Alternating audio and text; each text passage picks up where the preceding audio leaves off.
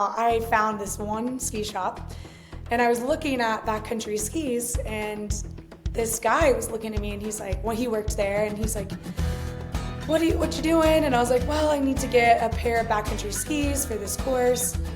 And he's like, you don't seem that excited. And I was like, well, I recently fell in love with snowboarding, so I'm having a hard time thinking about skiing. And he was like, well, have you ever heard of splitboarding?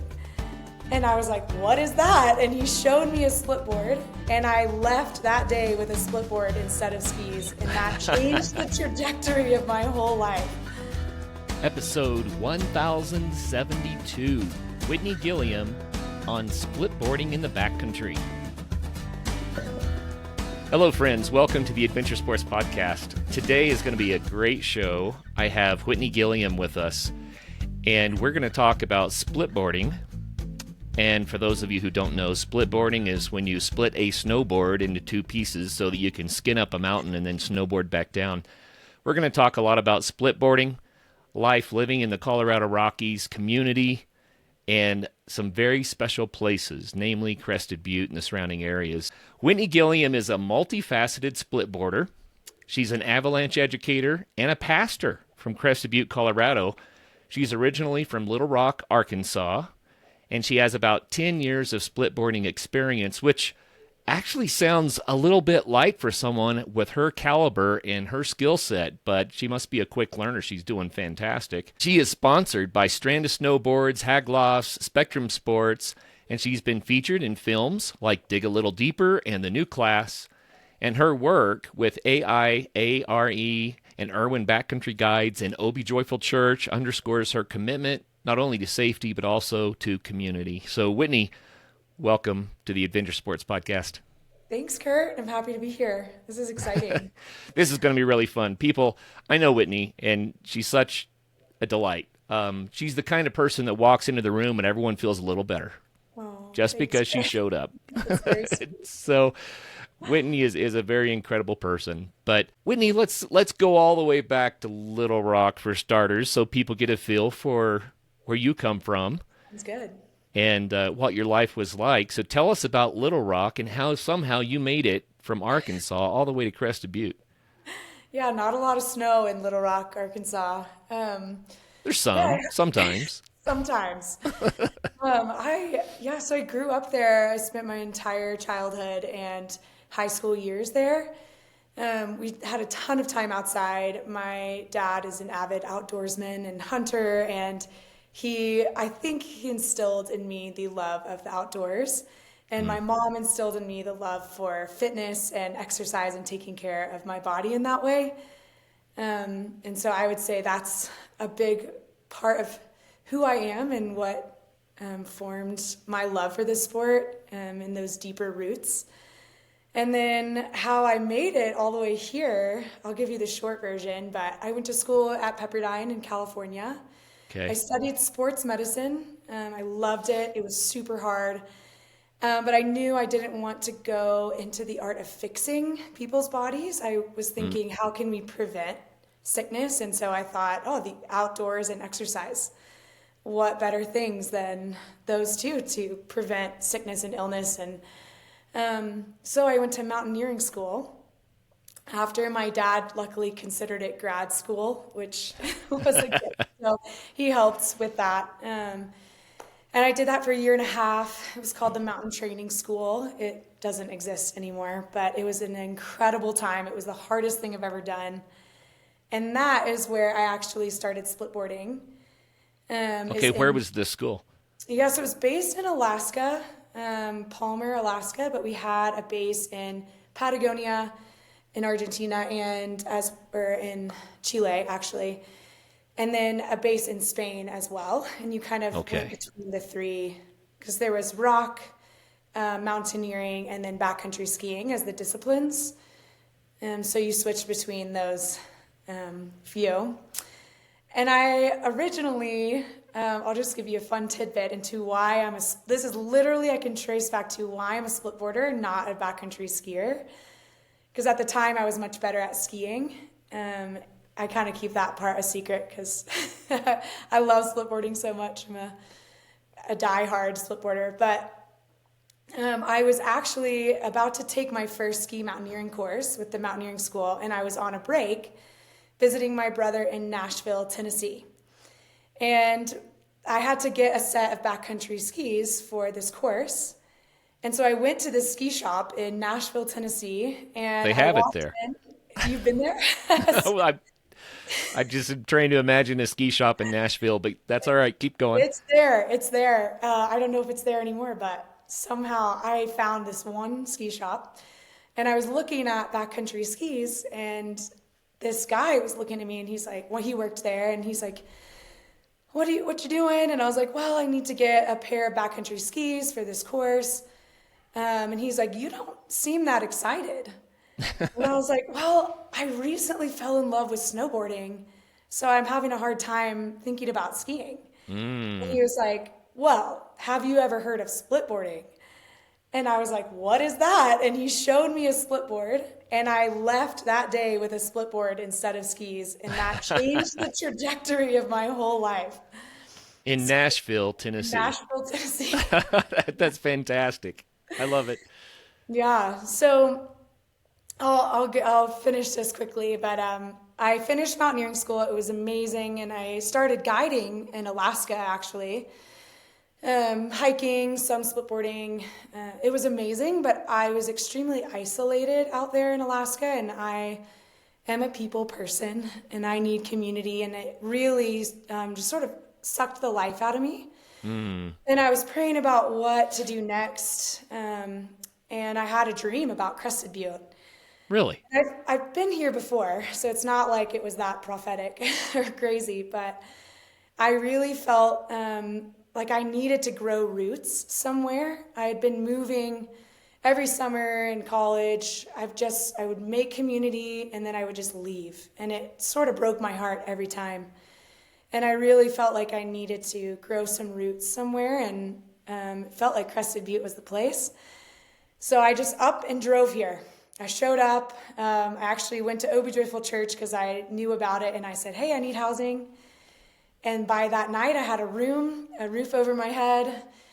And I moved here originally to guide for Irwin Guides as a snowboarder. We got to the final interview, and somehow they didn't know that I was a snowboarder, not a skier. And they wanted Now a you're in skier. trouble. I know, they wanted a skier, so they said no. No And way. I was crushed. And I have a great relationship with them now, so it's no hard feelings. But I was crushed at the time because I really felt like that is what I came here for.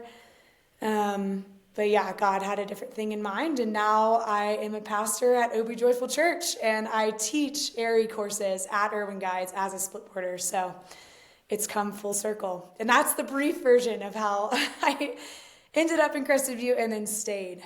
So yeah. Wow. Okay, Whitney. Few people follow their passions in a way that your story just illustrated. And I know so many people, they get the standard job. They have hobbies on the side. They dream that maybe someday I could do this as a bigger part of my life. But it sounds to me like you were just like, no, this is going to be my life. Was that scary? Yes. I mean, how did you make this happen? I don't really know. I really struggled with it at first, actually. So my dad's a doctor, my mom's a dietitian, extremely hardworking, great at their jobs, love their jobs. And I really felt kind of like a black sheep for a while. Like, oh, if I don't go into some sort of medical profession or have, a classic job, am I failing in some way? And of course, those thoughts creep in every once in a while, but I really was not excited about those things. And I knew if I wasn't passionate about it, I wouldn't make it through medical school. You have to really want that. Yeah. But I just didn't have the same joy that I have now. And I just thought, okay, if I am choosing this path, it's unlikely that I'm going to make a lot of money.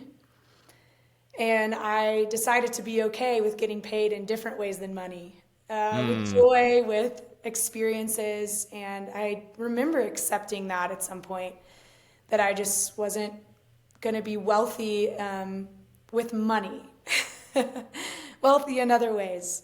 And so I think that was the turning point for me, is when I was okay with that. Whitney, I've interviewed hundreds and hundreds of people that have made a similar decision. They were like, the American dream doesn't fit. It's like a pair of shoes that are too tight, Yeah. can't go there. So I'm deciding to enjoy my life, doing the things that I really believe in, that bring meaning and value to my experience, and see what happens. And some people do great with that. Other people, the dirtbag thing just never gets out of the dirtbag. And so, but it sounds like this worked out really well for you. Yeah, I think it is a gift having this job at the church as well. And that surprised me completely. Never in a million years did I think I would do that. And that, it's interesting because I think the dirtbag life it's changing a bit. And most people are finding they do actually need to work. And Sure. I am extremely fortunate that my job is flexible. It's still full time, but I can go out in the morning and then work. And that is something that not a lot of people get. So I feel extremely fortunate to have that. But also, as a pastor and working in a church, I am so fortunate that my job aligns with my life purpose in sharing the gospel and loving people well. And not a lot of people can say that. A lot of people say, oh, it's just a job and I get to have fun on the side. And that works for a lot of people. So I feel extremely fortunate to have the gift of my job aligning with my goal in life. Well, we're going to get back to splitboarding and the details about that. But one other thing I picked up on there, you mentioned that you felt isolated in Alaska and that you needed community. You wanted to be around people. And that's what led you to Crested Butte. And then you were going to be guiding in Crested Butte. That was the idea. Well, Crested Butte might be a little bit bigger place. It might have more community than Alaska where you were, but you still would have been going out with strangers every day. But somehow that ended up being a no. And the yes was working with young adults at the church.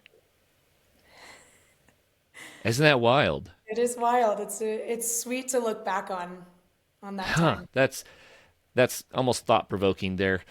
I've talked to a lot of people about why they do the sports that they love, the adventure sports. And man, I don't think there's a wrong answer to that question. Well, maybe there's one. The wrong answer to that question is narcissism. Yeah. If that's a reason you do it, find a better reason. I hope not. I hope not.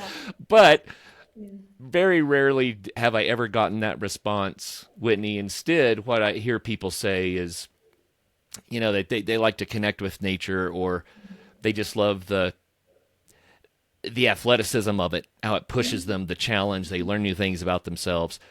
But ever so often, I come across someone that says, I do it completely for the community. I don't care what I'm doing outside, as long as I'm outside and I'm with my friends. I'm with people I care about. And that's the way that my daughter Lydia is. Yeah. My sons and I will go climb 14ers for the 14er.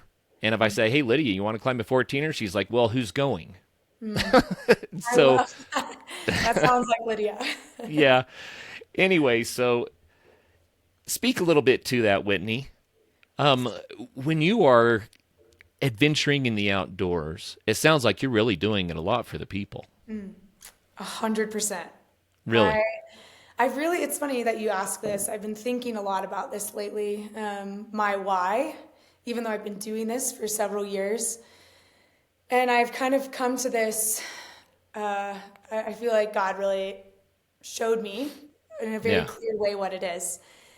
And it leads me to two things. Like when I am outside, not only splitboarding, pretty much any outdoor activity, when it's leading me to God and it's leading me into relationships. And for a while I was like, oh, it's just the experience and the mountains and the beauty and the grandeur. And then for a while I was like, it's just the people. And I really think it's the combo of the two. And doing that thing with those people, because I've been in the mountains alone, and I think that time is important. The times that I remember most are the times with people. And the impact and the relationships, and I would say something about skinning up a mountain makes people want to talk, and they want to share, and they're more open, and I feel more open, and it feels like a safe place. We have a joke, what's said on the skin track stays on the skin track. Because sometimes things, you're pushing your body physically, you're in a safe, open place in nature, things just come up. Sure. And it's really therapeutic in a way, especially when you're with people that you can be open with and talk. And sometimes I talk through some really hard things going uphill on the skin track, and then it's like, oh, okay, we're done now. Let's go downhill and let's talk about the avalanche conditions. And then we can jump right back into those deeper, harder, sweet conversations. But it really is the people, the combo of the people of the mountains that brings me closer to each other, us closer to each other, and then I experience the Lord, I experience God. And that's why, that is my why. Wow. I love it. And I don't get tired of it. That's the best part. A personal anecdote. I have found that adventure sports are a great way to blow off steam and stress. So I totally get it. It's like you're talking about those really hard things on the skin track, but then you jump off the cliff on your snowboard and whew, it's all gone. I was dating a gal for a little while, and we broke up.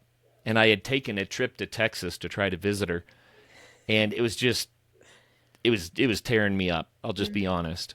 But a friend of mine down there said, well, let's go skydiving. So I jumped out of an airplane that day. I forgot about her 100%. Life was so good. And all the stress was gone. Yes. In 60 seconds of free fall, man. You're like, oh, well, I guess that was what I needed. That was very healing. So adventure sports can be so good that way. I think sometimes, people tell us, right? Humans are wired, the fight or flight thing is when we have stress, we need to deal with it, and then that gets rid of all the hormones that gave us all the energy but are long-term negative to us, like your cortisol and adrenaline. Yep. But when you go and do, then that's what your body's made to do. So if you don't literally have to run from a lion, you might want to snowboard off of Red Lady Bowl. Yes. Well said.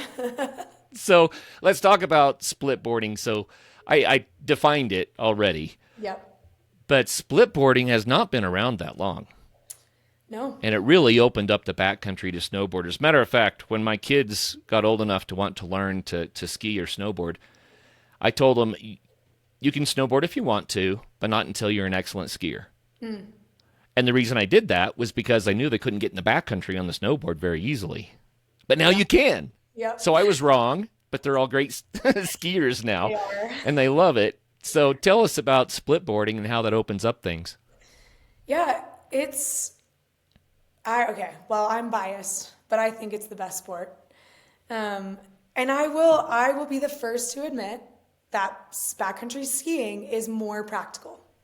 It is easier. And a lot of people are like, oh, I can't believe you said that. It is. It's simpler. When I go out with skiers, I'm like, oh, I have to work harder to achieve the same things. Transitions are harder. Exits are harder. Okay, what are transitions? Transition, great question. When you are uphill skiing and you're ready to go down, it's when you put the board together, you take the skins off, bindings on to downhill mode. And why does that matter?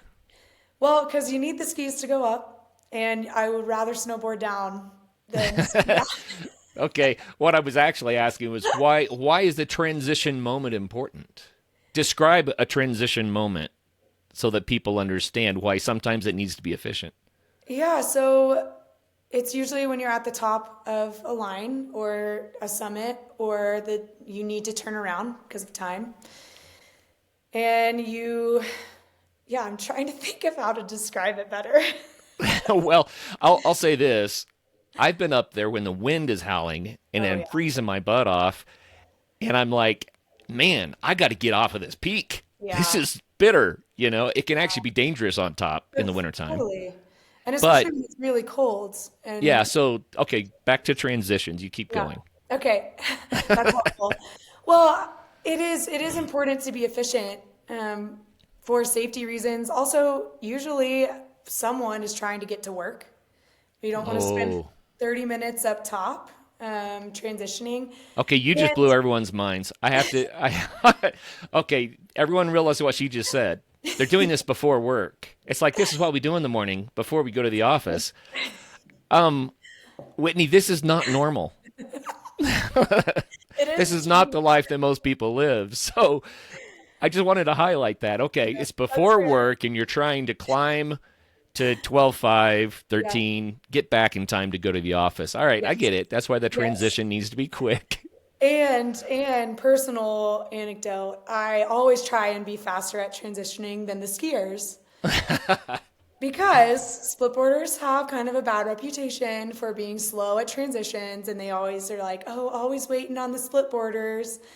And now I say, "Oh, I finished getting transition and I'm sipping my tea at the top, waiting on the skiers." And I'm like, always waiting on the skiers.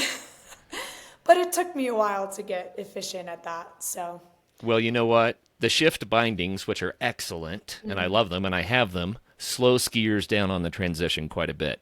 So it probably gave you an notice that. opportunity to get ahead. That was my time to swoop in and beat the skiers. The reason I say that, folks, is when you have shift bindings to switch from climbing mode to downhill mode, you actually have to take the ski off. And with other setups Keep it in on. AT gear, you can just pull the skins off and jump. So,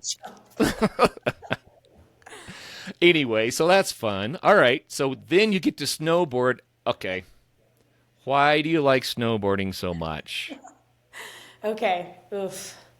This one's tough to define.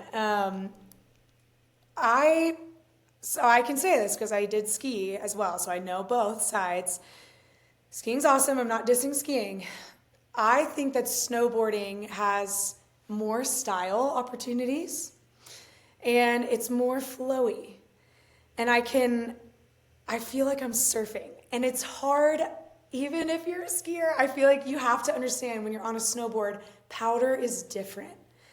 It Yes. feels like surfing. You can float, you can turn, you get face shots so easily, which is the snow pouring into your face when you make a turn.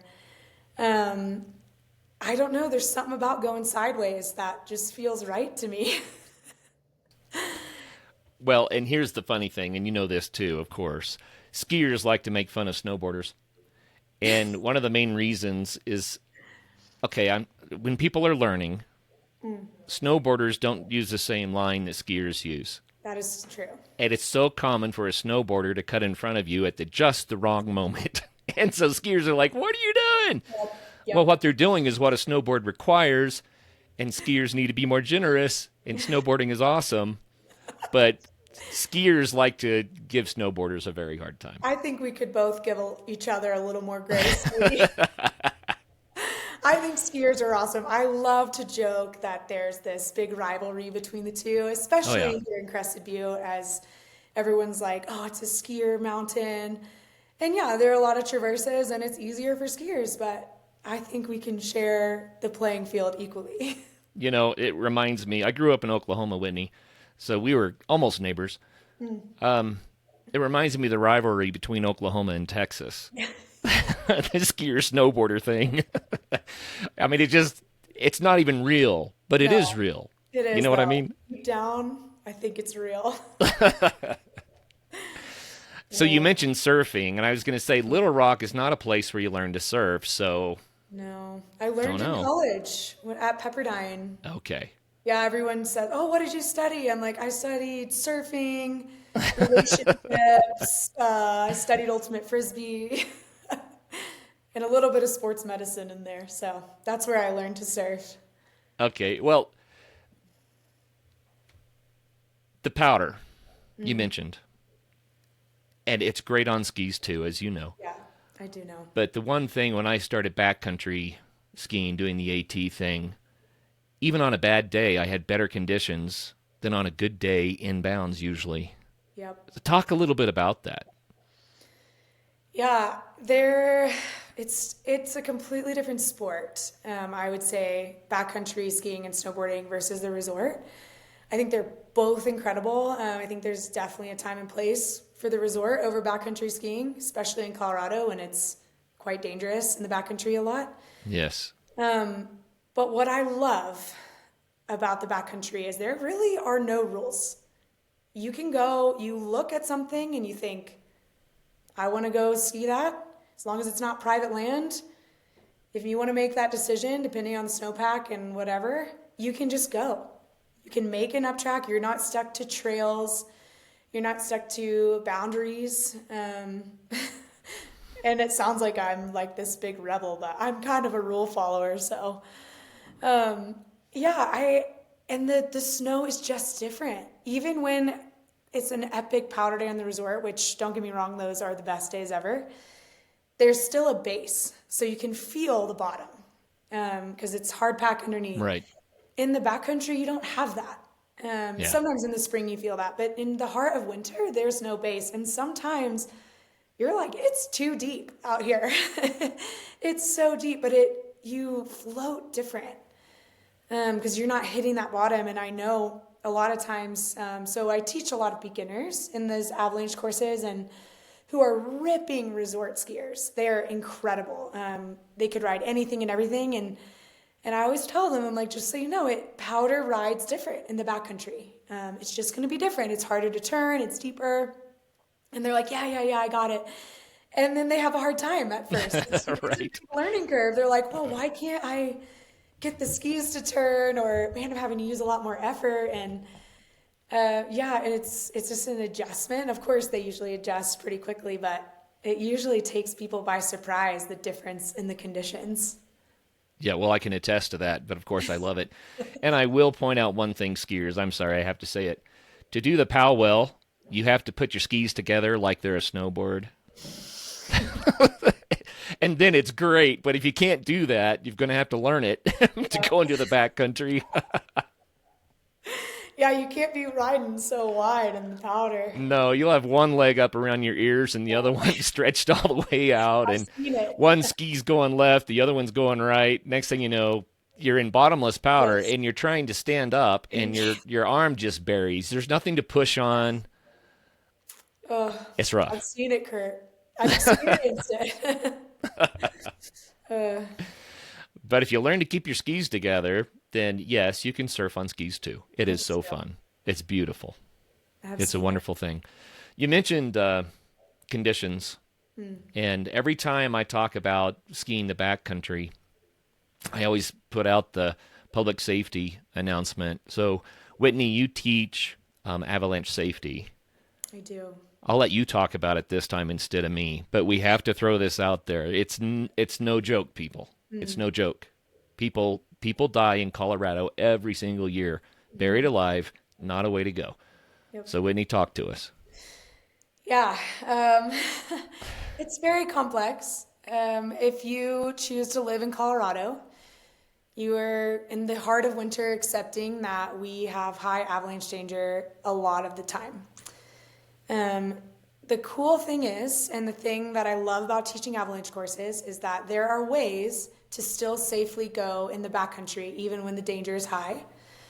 And it's by choosing proper terrain and appropriate terrain. And that's what we teach in the level 1 course, is how to recognize avalanche terrain. So a slope has to be a certain steepness to avalanche. So some slopes physically cannot avalanche. They're not steep enough. Those are great slopes to ski when the avalanche danger is high, as long as you have nothing above you that could slide. And that's kind of a caveat, because in the heart of winter, when the avalanche danger is high and you need to keep it low angle, but the snow is so deep and it's not quite steep enough, you might run into just some slower days of downhilling. But yeah, It's we in Colorado do have the gift of that Colorado cold smoke, that cold powder. That's tough to replicate anywhere else, which is awesome. But coming with that is just more avalanche problems. And so we're often not skiing and riding steeper terrain until the spring, usually till March and April when You things know, chill out. when my son Caleb took his Avi course, the instructor said that Colorado has the highest avalanche danger in the world. We do. And he Yay! continued to say that Crested Butte area has the highest avalanche danger in Colorado. Yep. So you're in the worst place on earth. Best place to teach, though. I tell ya. Yeah, we get to see the most on our courses and look at the most snow layers and have the most complexities, which is great for teaching and for understanding avalanches and concepts. But it limits us a lot in our terrain in the heart of winter.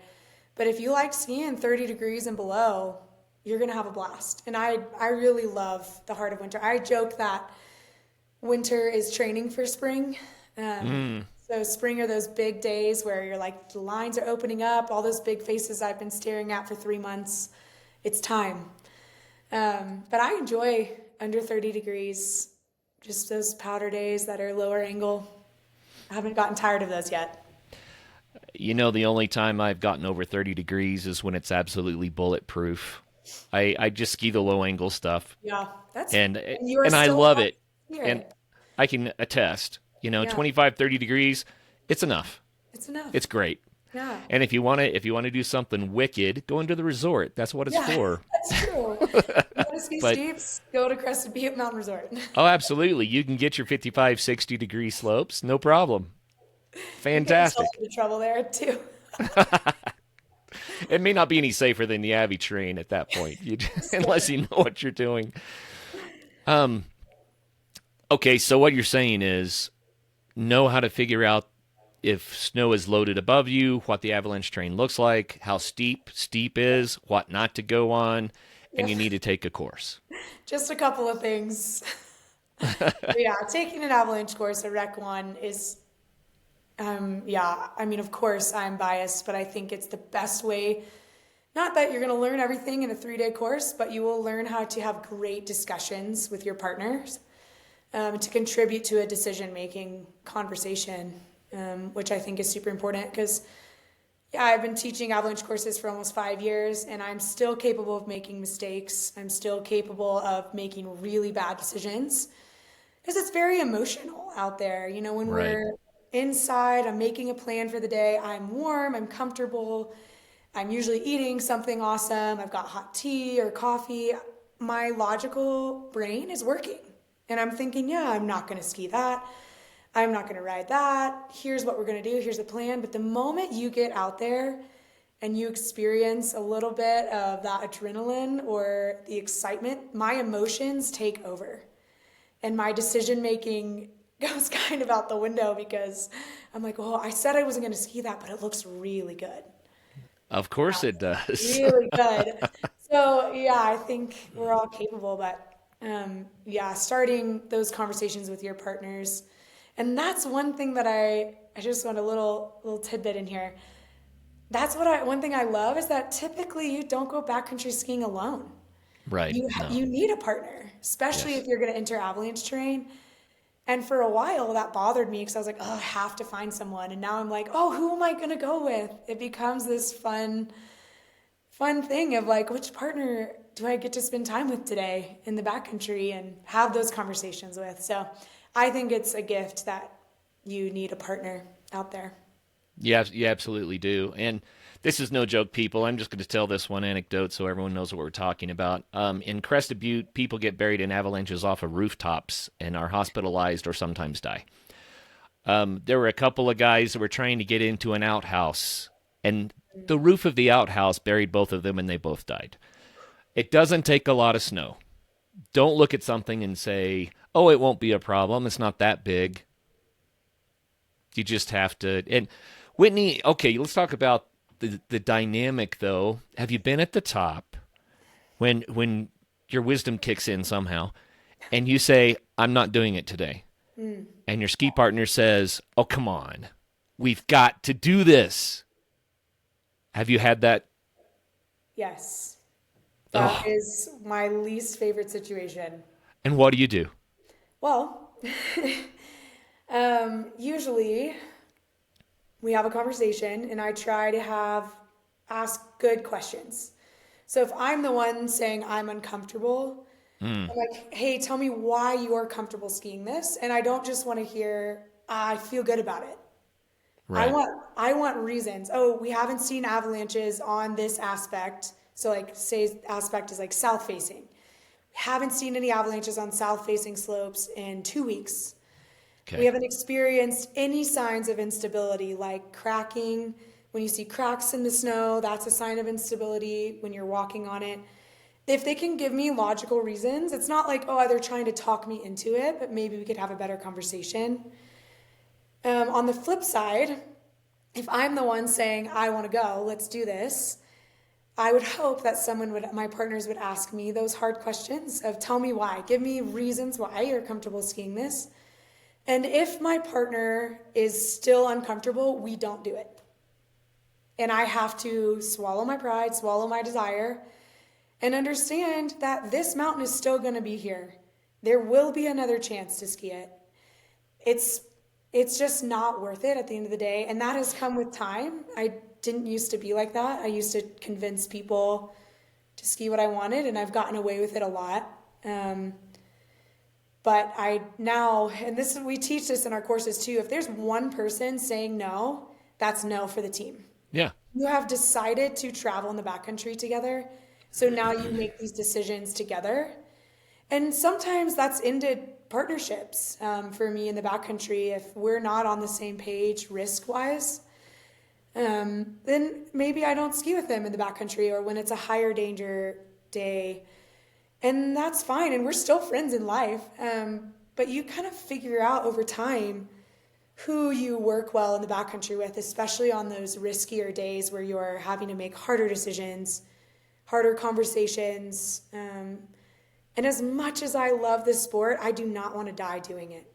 I Yes. don't. It is a life or death decision. Yeah. When you're standing on the top of something that has the sirens call, the powder looks so good. The sun is so beautiful. The conditions are so nice, and it's a life or death decision. And It you is. can totally get snookered into it. I interviewed a couple of guys that did a many weeks long canoeing trip, and they decided before they went that if they disagreed on the course of action, that they would flip a coin, and that worked fine for canoeing. But then I talked to a couple of guys that did the Pacific Crest Trail in the wintertime, Yeah. Whoa. backpacking, Whoa. and they made the decision before they left that if they disagreed, they would do the more conservative approach, whatever it was. Yep. They just decided, if you're getting bad vibes and I'm not, I'm going to go with your bad vibes, you know? And I think it's okay to have that conversation before you start up the mountain. Totally. And it's not a matter of bravery sometimes. It's a matter of wisdom or past experience or having an off day. Yeah. I mean, I've interviewed people who say, if you're not in the zone, you shouldn't be doing this thing or that Yeah. because you've And got to maybe be it's on. You've yeah. got to be on. So, I definitely am a big believer in intuition. But I always say, like, I can use my intuition for a no-go decision, but I can't use it for, I have a good feeling about this. 'Cause of course danger, I do. danger. But if I have a bad feeling about it, Yeah. I always listen. And if my partner has a bad feeling, I'm like, I trust your intuition. And I've just learned, like, every day out that is safe is a good day out. Yes. The only time, even if the snow is crap, I'm tired, whatever, as long as we get back to the car safe, usually I'm like, that was a great day out. The only Yes. time that I say that was a bad day is when a bad decision was made, something bad happens. That's when I'm like, that was not a good day. How can we adjust for the future? But I'm just like, if we turn around and ski down the skin track, okay, great. We still got That's fun too. we got to talk, still got to ride my snowboard. And you have to have, especially in Colorado, a large spectrum of what brings you joy in the backcountry. Yes. You cannot, if you want to live in Crested Butte, Colorado, you cannot only get joy from steep, burly lines. It will kill you. And you need to be able to go to Snodgrass and skin to the meadow, which is on a road that's super low angle, and have a picnic with your friends and be like, that was a great day in the backcountry, and anywhere in between. And I've had to adjust to that because for a long time I was like, I want to ski the steeps, I want to ride the steeps, because once you get a taste of it, you're like, oh, it's hard to come back down after that. But I don't know, I've just adjusted. Maybe I'm getting old, I don't know. But No. I just enjoy being outside with people that I love. And when the time comes to ski those steep lines, it is awesome. And it's usually worth the wait. But yeah, you need to have a spectrum of what brings you joy out there. Absolutely. So you mentioned that winter is training for spring. How long does spring season last? Depends on the year. What about this year? This year, so it's been a weird year. We were in considerable, which is level 3 of 5, which is decent avalanche danger for a lot of the season. And normally we drop out of that in March, but we really didn't this year. So I feel like people were getting kind of antsy, and then it got really hot, like way hotter than usual in April. Yeah. And all the snow in town was gone a month ago. So, I actually went out this last week 3 times, skied some steep lines that I didn't get to do in the winter, and it was awesome. And now it's almost too hot. We haven't been getting good freezes at night. So this spring has been weird. There's been a window to ski things, but we haven't had any big significant storms this spring with new snow, which usually that's what we wait for, is for the snowpack to settle out, and then we get snow on top, and then it's usually like, oh, you're skiing steeper lines in powder because you don't have the same avalanche problems that you do in the winter, and we haven't really had that this year. But again, I enjoyed those 3 days out last week, even though I wasn't skiing powder. It was awesome, and it was a good day out. Well, I love what you said about having a wide spectrum of things you enjoy in the outdoors. Don't make it all about, dang, I didn't get any good POW, no steep lines. It's got to be so much more than that. It's got to be about suggestion. Learn to have other hobbies that are outdoors that you can do while you're in the backcountry. Maybe it's knowing what kind of a bird that is, or knowing what the trees are, or learning something about meteorology, or just having a good friend to talk to. But if you have alternative interests, then when you go out there, maybe it's just getting your heart rate up in a beautiful setting. Yep. But if you love that, then maybe you don't do the big line that day. You'll still have a glorious time. Yeah. I recently was talking with a friend we were in Iceland together just recently, and we were talking about the conditions because they were just okay. I was having a blast, but they were used to having powder, and it was like springtime and it hadn't snowed in a while. And he just said, every day is at least practice. At the very least, I'm getting better at my sport that I love because I went out. And skiing challenging conditions makes you better. So I think about that now. I'm like, oh, I practiced skinning up this really icy slope today. Well, I went up to CB day before yesterday, and there is a huge wet slide on Red Lady. Yep. Massive. Yep. And I was like, when did that come down? I mean, this time of the year, we'll tell people what wet slides are. So I'm trying to give you the very basic version. When the snow gets wet and it gets really warm and it's steep enough to avalanche, it can slide. So every night, typically in the spring, we have a freeze, it usually freezes, and then you have a window of time during the day when the snow is starting to melt, starting to soften. That's really fun for skiing. It's called corn skiing. So the snow makes these crystals that are like little pieces of corn, and it rides so fun. But you can miss that window and you can be too late. in the day, and the water has moved too far. It's too hot. It's moved too far into the snowpack. And then it will slide down the mountain, which is what just happened on Red Lady. And what's interesting is we had 2 weeks, 3 weeks of a great freeze overnight. So it was like in the 20s or even lower up high. And it's freezing rock solid. It's getting warm during the day, but because of the solid freeze, we haven't seen any avalanche activity. And then this last weekend, we had 3 nights in a row where it didn't get below freezing. And then Sunday, I'm out and about, and I look up and I'm seeing wet avalanches now, which I wasn't seeing before. So that is a good sign. You check the weather stations. Like, oh, it didn't freeze last night. Guess I'm gonna go ride my bike. Might as well go for a run. Do something different. Yeah. Yeah. Well, one of the I'll just throw this out there as one of the entrapments. There's so many ways to be deceived in the backcountry. This is one of them. You skin up to the top of a peak. It's cold at top, and the snow's great. And as you go down, that's where it's warmer and warmer and warmer. So you can trigger the slide because the conditions change below you, and they're great when you jumped in. But 1,000 verts down, yikes. That's a really good point. It's a tough game to play because sometimes you have to drop in earlier at the top when it's a little more firm to have safe snow the whole way down. Yeah. That's a great point. Well, anyway, it's a wonderful sport. I highly encourage people to consider it, but do it safely. Do it safely. Whitney, our time is about up, and this morning I read something from my book, and I thought, you know what? I would like to hear what Whitney has to say about this. And since you mentioned relationships and the challenges of making those difficult decisions on the mountain and maintaining those relationships off the peak, I don't know. Maybe this will relate to that. But I'd really be interested in hearing your opinion on this. So please don't misunderstand me. I am my own special mess, far from perfect, and I know that to miss the mark is more the standard than the exception. Life is like that. We learn from our stumbles. We love because we are forgiven.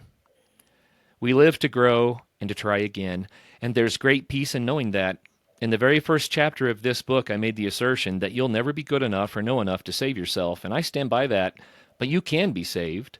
Life can be better than it is because you can be better than you are, but more than that, you're forgiven. You are free to try, fail, learn, and try again. You are free to become all you can be without guilt or accusations. You are worthy because you are forgiven, and it is that forgiveness that empowers all of us to love and to keep growing and trying. Kurt, that is so well said. Well, when you have to maintain those relationships that got really difficult on the mountain, I mean, how do you do that? Yeah, it's tough. It takes a lot of honesty and at the end of the day, a lot of courage, but it's one of those things that you're like, our relationship is better off if we continue this outside of this sport. I've actually never had someone really disagree. Usually I'm like, hey, I just don't think we make these decisions that well together.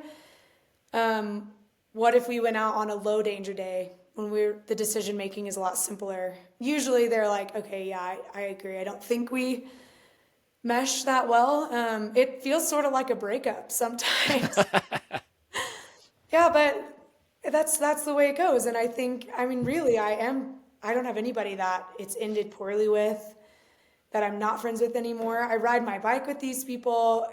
When the decisions are a little easier, it's great. But I think at the end of the day, if your risk tolerance, what you're willing to accept risk-wise is so drastically different from someone else's, it's really hard to work together in a backcountry setting, especially if you're entering avalanche terrain. So it just takes time to kind of figure out who you work well with, and yeah, it can be difficult, but it's also beautiful when it really works. Mm.